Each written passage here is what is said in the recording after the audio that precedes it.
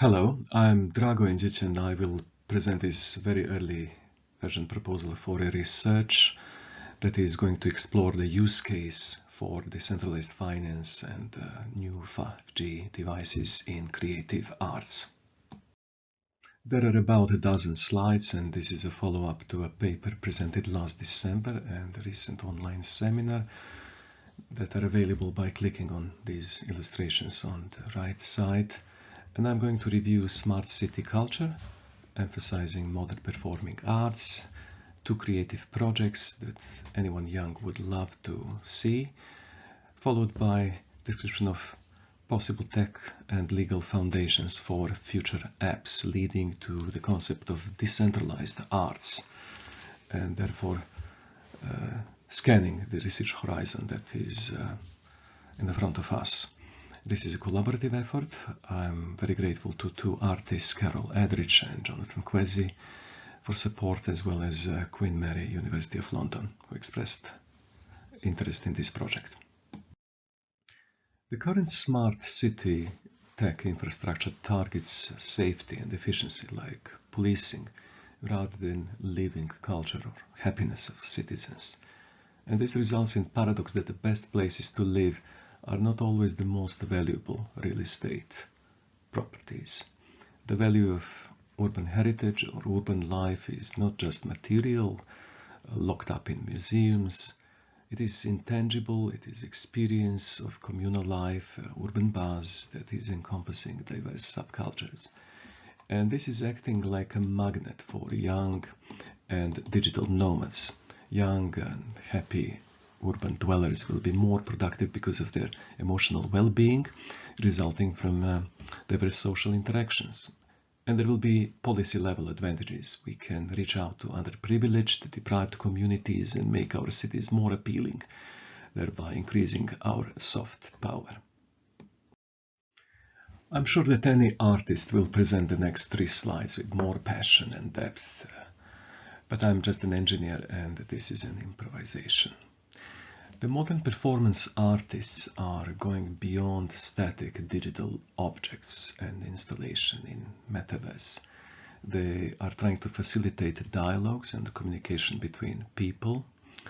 And in their art, in their podiums, we are invited to participate, to make art, therefore not just to buy it, to own it, in order to signal our virtues by owning something.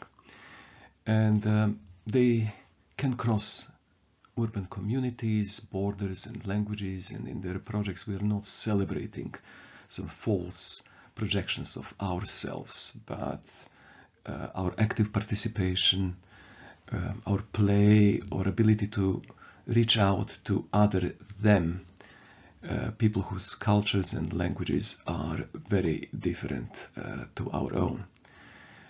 Today, people have powerful, smart digital devices. They create digital content, and the challenge is to organize this content at personal, individual level, and then for their collectives in order to find new markets and to help them to earn a living wage. The Quasi's Cultural Assembly is designing an app for a participative theater. Here we have 2 people in one room listening and following individual scripts, directing them how to play with props, some everyday objects on a table, and what emotions to display. The app is like a creative director, designing the joint emotional experience and recording it. And recording is a self-made interpretive performance, digital creative output. And you can imagine that one of these persons can be somewhere else, that some objects can be virtual, etc. But just imagine how display and experience feels to them, or later to others watching it and trying to do the same. Dance Grist went one step further. Here dancers got a list of 20 concepts to be interpreted by movement. Some of them are complex, like loneliness and unemployment. But since dance is inclusive, non-verbal, producing this video content by people from 6 countries was easy. This digital content managed to link hard concepts and emotions across economic and national borders. In fact, this can be the only non-repressive language you could use to talk to deprived urban communities across the globe. For many of them, handshakes, moves, and dance are identities, and now imagine this as a gig, a street performance that can result in the creative output, a true community product that they can offer to others, or they can use it to challenge you to participate and join the next recording. I have started conceptualizing the engineering and business requirements for apps like these two. It appears that we need a novel form of a blockchain metaphor, where our smart devices can be used by artists and public, not just to record and communicate, but also to register, protect, and contractually manage the joint creative output. The editing and marketing tools exist today, or at least can be customized, but the missing link is a legal tech framework to be used to link identities, data, money, etc. Most of you here today know much more about 3GPP release 17 and 18 than I do, and I will take these digital services for granted, as well as many retail consumer wearables, drones, and IoT devices able to record the dance, and also future availability of national blockchain services supporting digital wallets and apps in Europe and in China. So we have digital content. Who owns it? What kind of digital asset it represents? We need to start exploring other concepts in this domain, like building blocks for creative artists that would include identifiers, credentials, etc.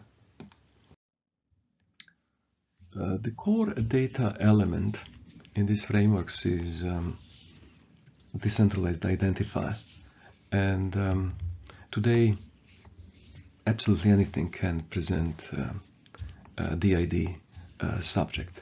The identifier can be associated with not just physical person, but also a group and organization and a virtual thing as well. And the subject can be the controller of this process.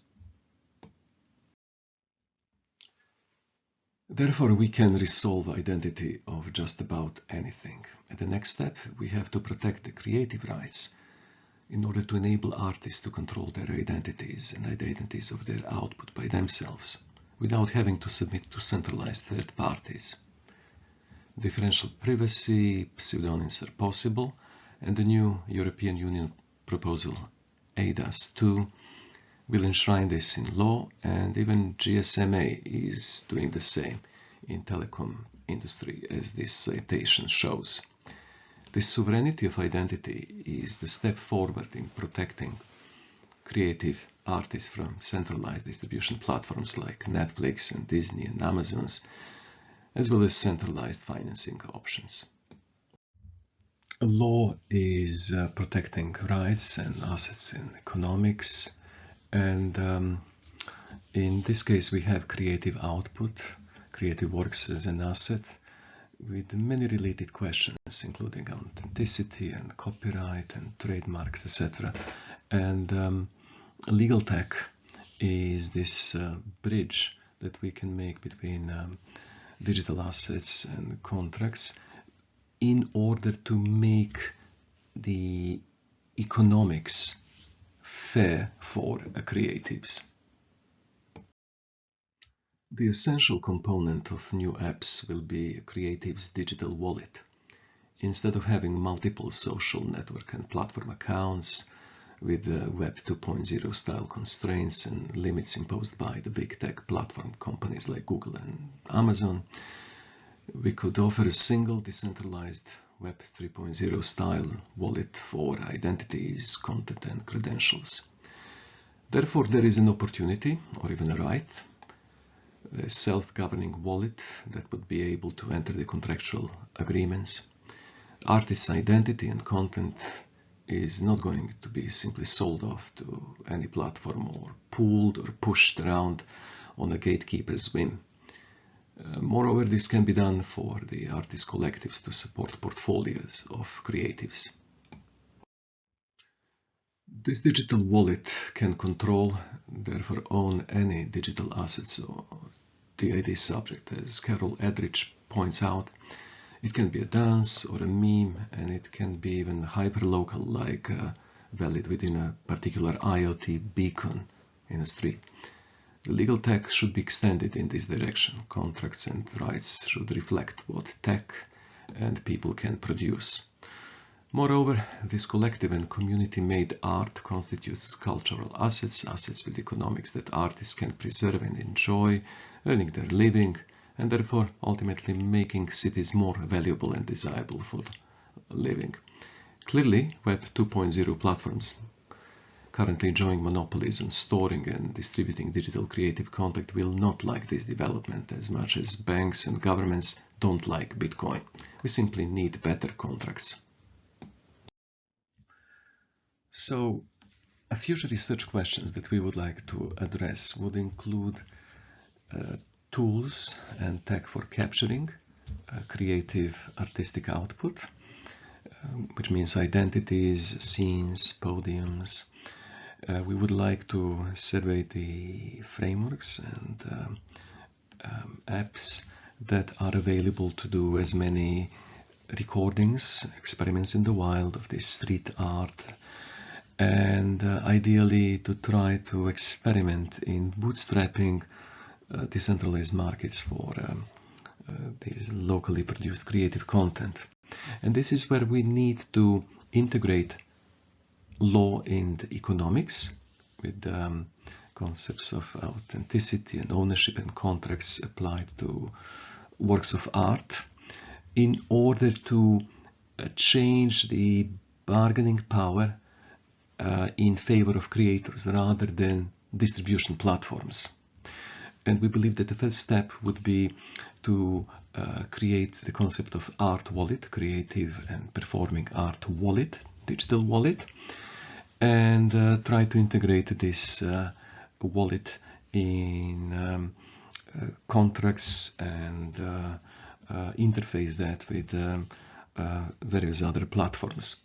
There are many extensions and opportunities that one can think about in extended reality and metaverse and or Internet of Things and bots, but we would like to keep it simple and people related in the first instance. So to summarize, we are attempting to bridge the gap between art and economics through tech to reduce these creative frictions that exist in world today, world of culture.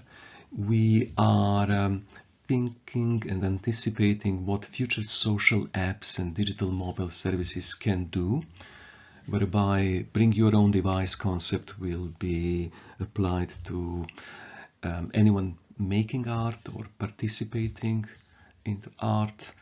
We would like to help these creative makers about their creative identities and economic empowerment, carrying this gigantic torch of decentralization promise, where all the concepts in decentralized finance that we are experiencing today, starting with blockchains and bitcoins, etc., are moving in the direction of decentralized art in order to reduce dependence on global media platforms and their economics, whereby big tech companies like Amazons and Googles and Facebooks are going to capture virtually all economic rents and margins.